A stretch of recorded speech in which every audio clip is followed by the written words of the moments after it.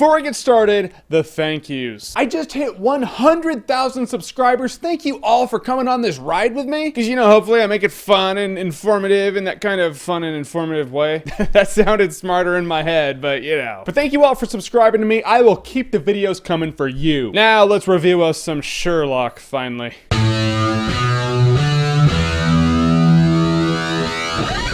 Sherlock. Alright, so I had gotten an absurd amount of requests to review Sherlock. And today I was sitting around, I was bored, I had nothing to do, so I was like, oh, I'll watch Sherlock. You know, that thing that my buddy loaned me a couple months ago that I haven't watched. And after watching it, like I said on my Twitter, I'm man enough to admit when I'm wrong. I should have watched this eons ago. Sherlock is absurdly good. Now this is just a review of season 1 because I haven't seen season 2 yet. Season 2 airs in America starting May 6th, I believe, and then comes out on Blu-ray May 22nd. In either case, I'll do a separate video for season 2. This is all season 1. So Sherlock is a modern take on the Sherlock Holmes story. When I heard that, I was like, oh yeah, you mean they made it in 2010? It's a modern take. It's like, no, it takes place in the year 2010 as it was also made in the year 2010. So you have Sherlock Holmes and Watson in modern day, which when you do something like that, you take something from the past, you know, in the 1800s, and you make it take place now, that can really blow up in your face easily. Luckily, Sherlock pulls it off as good as I think it's ever gonna go. Now, the ones who play Sherlock Holmes and Watson, they both do a great job. I don't know much about either of them except for the fact that Watson is Bilbo in the new Hobbit movies, and Sherlock Holmes is supposedly the voice of Smaug. Other than that, they're relatively unknown to me, because I'm America, and we just don't know British things outside of Red Dwarf and that one Tea Party thing. The character Sherlock Holmes, he's awesome. As many of you know, House from the show House is based off of Sherlock Holmes, so you see a lot of similarities between the two, but Sherlock Holmes is just less damaged. Not that I don't love Greg House, he's a cool character, but just Sherlock Holmes is a little more likable. The fact is, he's just not pissed off at life like House is. He's still really disconnected from people. Like at a point, Watson was like, do you realize that there are human lives at stake? And Holmes was like, does it help me solve the case? No? Then I don't care. I just like that. I was like, oh, okay, he's still disconnected. He's still all about the game. He cares more about solving the case for the sake of it giving him something to do because he gets bored really easily because he's a really sociopathic super genius. He's just super smart. I may be taking a leap here, but I believe that Sherlock Holmes would agree that the Three Stooges movie is dog shit. Yeah, I had to go there, but I do read the comments. The show Sherlock does that thing where you see your friends, you're like, you were at the grocery store, huh? Well, your shoes tell me otherwise. And your friends are like, you're dumb, I was at the grocery store. I don't know why you'd even have that conversation, but it's cool when a show makes you feel cool like that. And that's what the show Sherlock nails and does right that I felt the Guy Ritchie movie starring Robert Downey Jr. did not. One of my gripes about the Guy Ritchie Sherlock Holmes movies is that it doesn't actually show you what Sherlock Holmes sees. He walks into a room, he looks around, he cases the place, but it doesn't tell you what his mind is thinking. In the show Sherlock, he walks into a room, he assesses everything and starts zooming in on stuff, and not only zooming in on objects, but it shows little cliff notes on the screen. Yeah, like writing starts coming on the screen. It shows you what his mind is processing, what he's thinking. That brings you, the viewer, along for the ride. It helps you ride the coattails of Sherlock Holmes' genius. In which point you have Watson, the really relatable, normal character that serves as your eyes. You're kind of seeing Sherlock Holmes and the situations how Watson sees them, but when Sherlock Holmes snaps into genius mode and it shows everything he's thinking, then you can see things through his eyes. So it appeals to your normal guy nature through Watson and appeals to your ego through Sherlock Holmes. At that point, every part of you is completely satisfied. Your id, ego, and super ego can rest peacefully at night. Sherlock season 1 is just 3 episodes long, which would be a bummer. You're like, 3 episodes? Are you shitting me? But each episode is an hour and a half long, so I choose to see it as 3 hour-and-a-half long movies. You see it like that, you can kind of be like, oh, okay, I'll drop 27 bucks on the Blu-ray, no problem. Perception is reality when you are a cheap bastard. I don't consider talking about Moriarty a spoiler, because you know he's gonna be in the Sherlock show. It's like any good Ninja Turtles movie will have Shredder. But if I'm gonna be completely honest, when I saw Moriarty, I knew I was gonna do this. I knew I was gonna compare him to the Jared Harris Moriarty. You know, the Moriarty in the Guy Ritchie Sherlock Holmes movies. If I'm being honest, so far, I prefer the Jared Harris Moriarty. You know, that quiet persona of someone who has complete control of the situation just by being in the room? Scares the living shit out of you, because you know, when he's just looking at you, he's processing everything. I got that from the Jared Harris Moriarty. I did not get that from this Moriarty. I don't know how he can be in season 2. That's the thing about season 1 and season 2. When they're done with season 1, they get feedback from fans and they could just tweak Moriarty however. So we'll see how he is in season 2, but so far I prefer Jared Harris. But Sherlock Holmes the character and the story as a whole, the BBC Sherlock for sure. The BBC Sherlock is everything I wanted in a Sherlock Holmes story. It's what I wanted in the movies, really. Super smart dialogue, super smart characters, relatable characters. It's funny when it wants to be, you know, you laugh at stuff. Sherlock Holmes is a super character, super badass. He's what everyone wants to be. It's kind of funny that when you're a kid, you want to be like Superman, you know, just physically invincible. Then as you get older, you're you're like, nah, I just want to be a super genius like Sherlock Holmes. They played on the strengths of the Sherlock Holmes character and story, and they did it to the fullest. Best Sherlock Holmes rendition I've seen. I recommend the show to everyone, and to everyone who recommended the show to me, thank you. You all kick ass, and you're just smart people. So your favorite super genius Sherlock Holmes-ish character doesn't even have to be a good guy. It can be a bad guy. If you say Dr. Robotnik, that's cool too. Whoever your favorite super genius is, comment below, let me know. And as always, if you like what you've seen here and you want to see more, click right here to see more.